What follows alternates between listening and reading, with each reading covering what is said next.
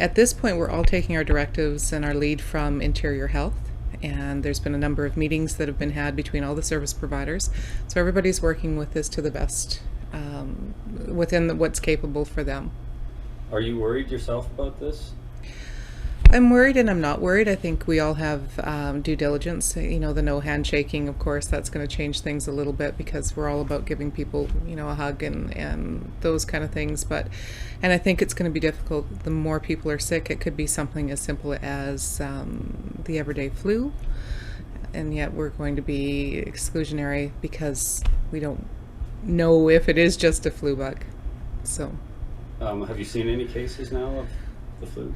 Well, I've seen a lot of sick people, and I think my biggest concern about this is that the population that we work with, their health is already so compromised that we stand to have a lot of people very, very sick and possibly a lot more death within our population group. I really dislike the concept of vaccine first, who gets it first. That's exclusionary. I think that anybody that has a health risk should be given the vaccine if that is what they choose. I don't know enough about the vaccine at this point to state that I think that it's the best thing for people to do. So we're going to, when people are asking us questions, we're going to refer them to Outreach Urban Health next door, to their doctors if they are fortunate enough to have one. People that are showing all the signs and symptoms that we've been made aware of, we'll work with them to the best of our ability. Protocols that are in place for us. One has to do with the staff and one has to do with the clients. The staff one we worked on in conjunction with BC Housing. It's something that we have to have in place, and that's what will happen if and when there's an outbreak of N1H1. It has to do with our staffing. It has to do a lot with also the practical basic things of cleanliness, covering a cough, washing your hands, all of those things. The second protocol that we have is one that we've received or had help with Outreach Urban Health. That has to do with what happens or how we treat the client if we have one of our clients that presents with N1H1.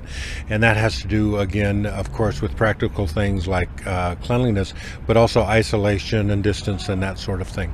The other thing we're doing, of course, we're in contact with other social agencies so that if there is ever a problem, if there's a real outbreak, then what we'll do is we'll work together, social agencies, to take care of that.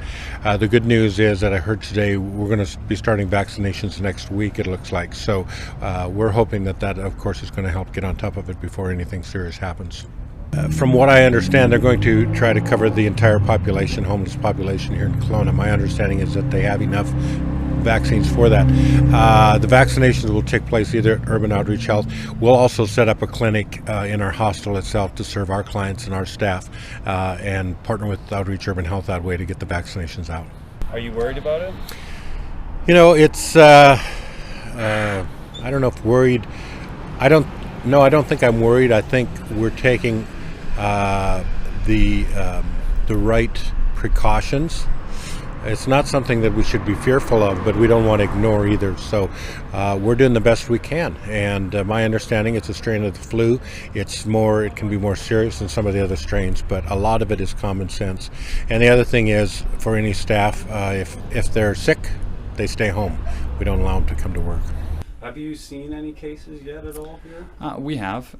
We haven't done the swabbing, but we've had people who meet the conditions of fever and productive cough.